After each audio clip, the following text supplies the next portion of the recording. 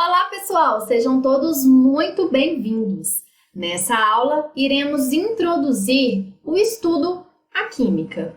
Mas antes de irmos para a nossa aula, eu peço para vocês que se inscrevam no canal da Escola Online, ativem as notificações e se gostar da aula, deixe o like. Também peço que nos sigam lá no Instagram. Temos muitas novidades no nosso Instagram, colocamos quiz de todas as disciplinas toda semana. Temos informações lá no nosso canal das postagens de aula. Tem conteúdos bem legais, eu tenho certeza que vocês vão gostar. Eu sou a Simone, professora de Química do canal Escola Online. Nossa aula inicia depois da vinheta.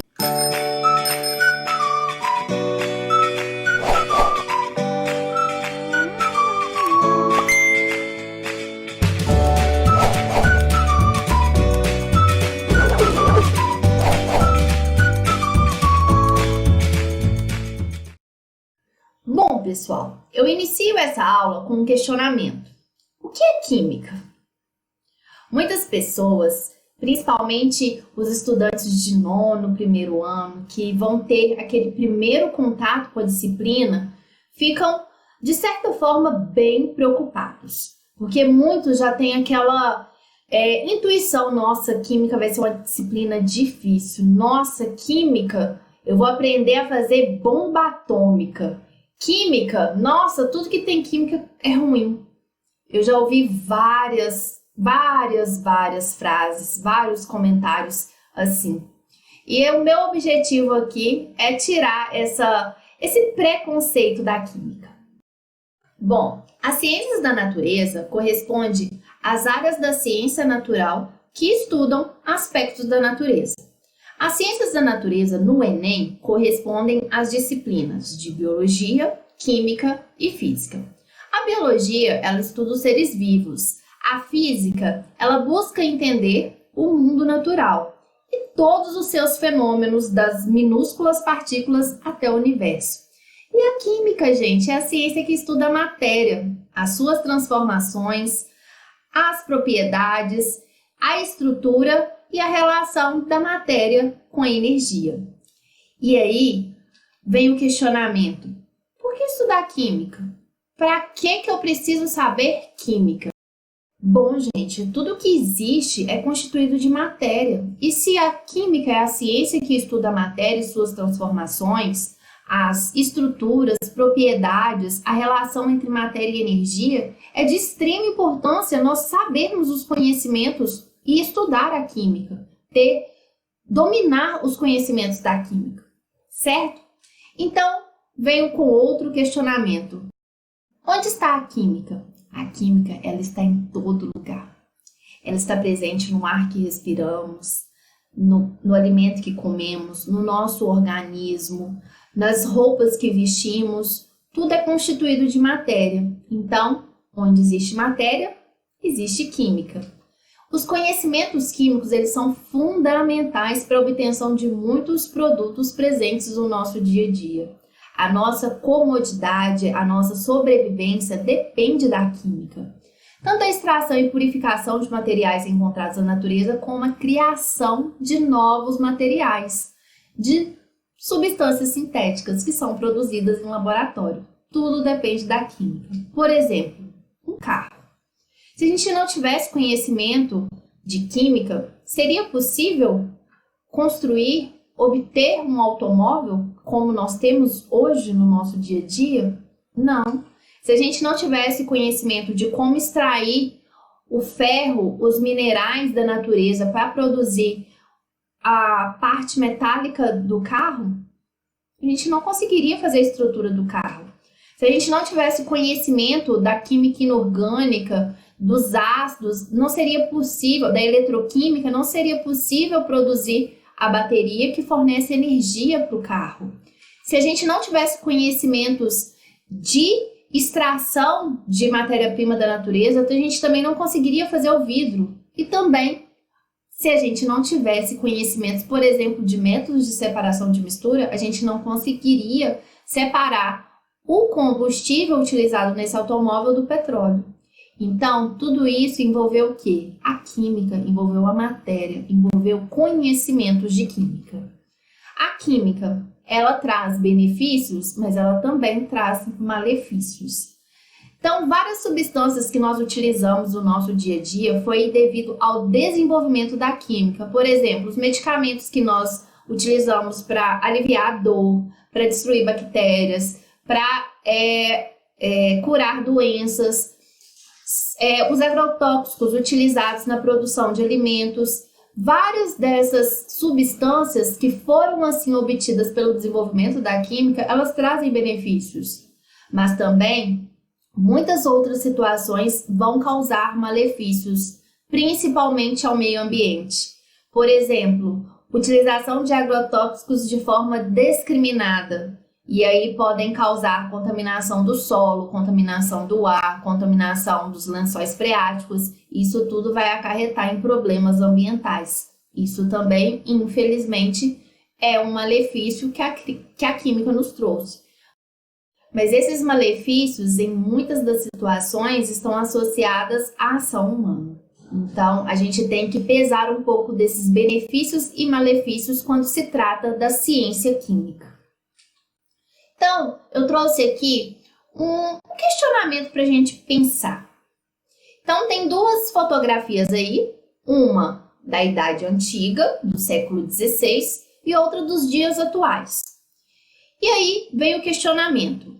Embora a viagem no tempo tenha sido utilizada como argumento principal em obras literárias e em filmes, ele ainda não é possível, né, gente? Para resolver o exercício a seguir, imagine se fosse possível transportar uma pessoa do século XVI para os dias de hoje. Então, imagina a situação, se fosse possível pegar uma pessoa do século XVI e trazer para os dias atuais, ou o contrário, pegar uma pessoa dos dias atuais e levar lá para o século XVI. O que ia acontecer? Quem ia ter maior dificuldade em se adaptar à nova situação?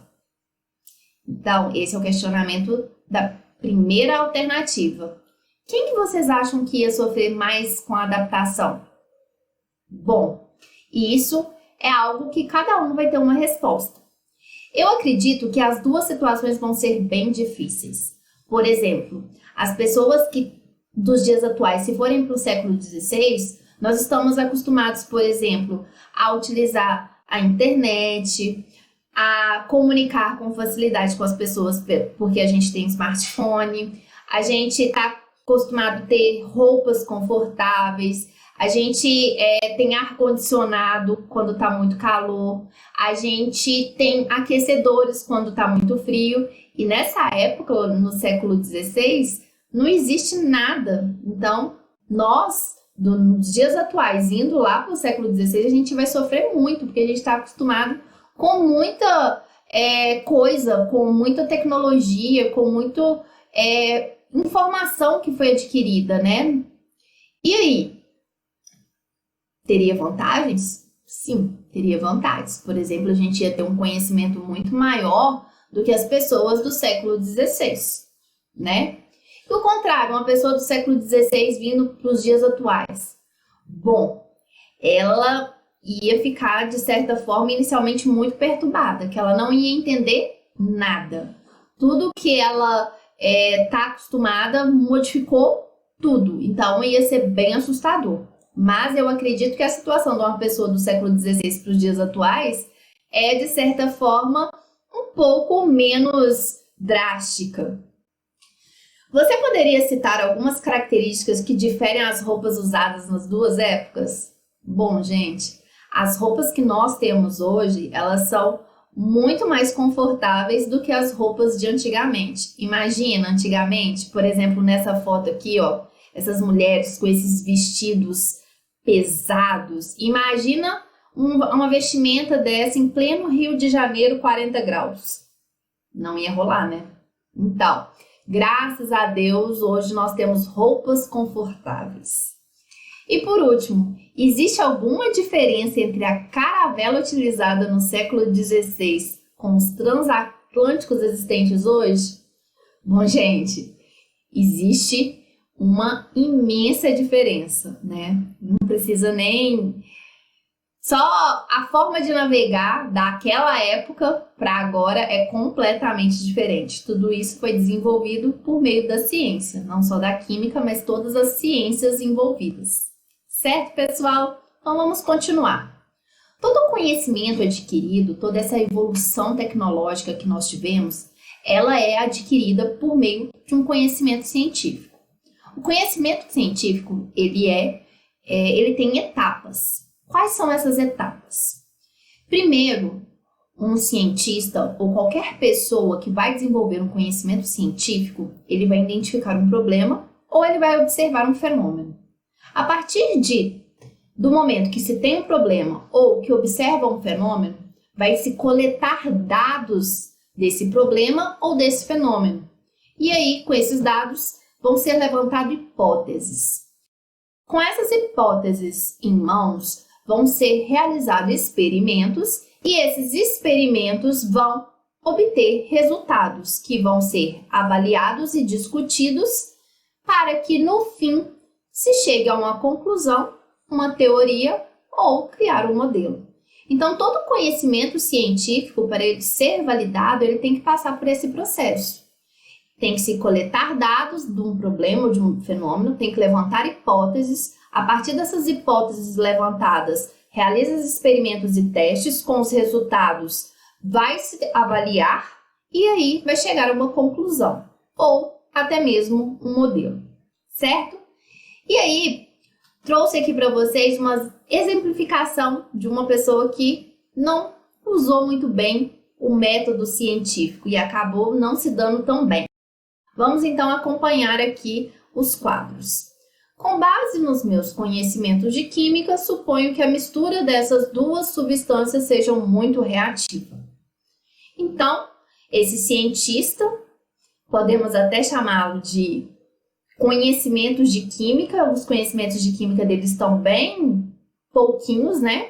Porque simplesmente em olhar as duas substâncias em frascos diferentes, ele imaginou que fosse muito reativa. E aí, ele está fazendo uma previsão. Não existe essa possibilidade de prever sem ter analisado, sem ter feito experimento, sem analisar os resultados. Então, ele vai experimentar, ele vai fazer um experimento. Vou derramar uma sobre a outra e agitar as misturas. E aí, na verdade, ele tirou a conclusão que nenhuma mudança, logo, nessas condições, as duas não reagem. Então, ele levantou uma hipótese? Não. Ele não seguiu aqui o método científico, porque se ele tivesse levantado a hipótese, ele teria feito um experimento, avaliado o resultado, e ele simplesmente verteu uma substância na outra. Se fosse mesmo reativo, poderia causar um desastre. E aí ele tirou a conclusão, então, que não é reativo. E aí ele pensou, se aquelas outras duas substâncias não foram reativas, essas duas aqui também não serão. Então, ele está levantando uma hipótese e, novamente, se ele afirma, ele fez uma afirmação aqui, novamente, ele está fazendo de forma errada o método científico. E aí, quando ele reagiu às duas, ele colocou em contato as duas, o que aconteceu? Uma explosão. E aí, ele chegou a uma situação que ele prefere modificar a ideia. Talvez seja melhor mudar minhas roupas e minha teoria. Porque esse cientista, ele não seguiu as etapas do método científico. Então, aqui está uma boa maneira de exemplificar como não fazer. Certinho? Então, vamos aplicar os nossos conhecimentos a exercícios. Lembrando que nós temos, primeiro, uma observação ou um problema. A gente levanta dados. A partir desses dados, a gente faz hipóteses. Com essas hipóteses levantadas, a gente faz um experimento. Esse experimento vai gerar resultados que vão ser analisados e a partir desses resultados é que a gente vai chegar a uma conclusão. Certo, pessoal? Então, vamos à primeira atividade. Ao elaborar um relatório sobre um experimento com tomates, um estudante fez as seguintes anotações. Primeira anotação dele. Plantei 2 sementes de tomate no jardim e outras 2 sementes em um local fechado. Durante os próximos dias, vou fornecer a todas as sementes a mesma quantidade de água e fertilizantes. Segunda anotação. Após 60 dias, as plantas de tomate do jardim estavam com a altura de 90 centímetros e apresentavam folhas verdes. As plantas de tomate dentro da casa tinham 60 centímetros de altura e apresentavam folhas amareladas. E a terceira anotação é que as plantas de tomate necessitam de luz solar para se desenvolverem. Então, dentre essas três anotações, é para a gente analisar as afirmativas e classificar como hipótese, experimento ou observação. Então, gente, o primeiro, hipótese. Qual que foi a hipótese? Qual dessas alternativas é a hipótese levantada? É a C, onde ele levantou a hipótese que para que haja o crescimento das plantas, do tomate, seja necessário luz solar. E aí ele fez um experimento. Qual foi esse experimento?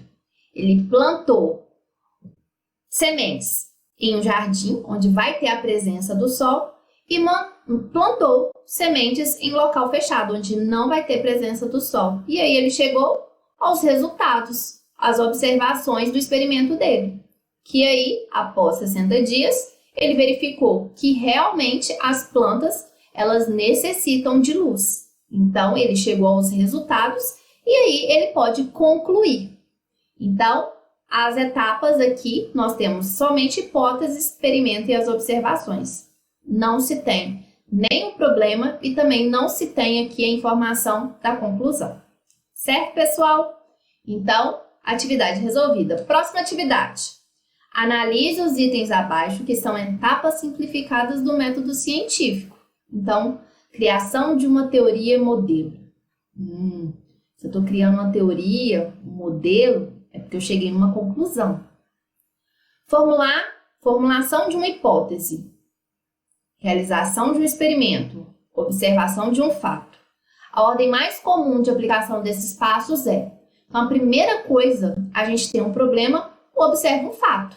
Então, essa é a primeira etapa do método científico. Depois, a gente coleta dados, e com esses dados coletados, a gente levanta hipótese, que é a terceira etapa do método científico. A segunda etapa não está aqui descrita. Depois, com esse levantamento de hipótese, a gente faz o experimento. Esse experimento vão gerar resultados que serão analisados. Essa etapa também não está descrita. E com os resultados, a gente vai chegar à conclusão ou ao ponto de criar uma teoria ou um modelo, certo? Então, a ordem mais comum de aplicação desses passos é a alternativa D. Eu espero ter ajudado vocês. Se surgiu alguma dúvida, deixe um comentário. Se gostou da aula, deixe um like. E eu aguardo vocês nas nossas próximas aulas. Bye, bye, pessoal!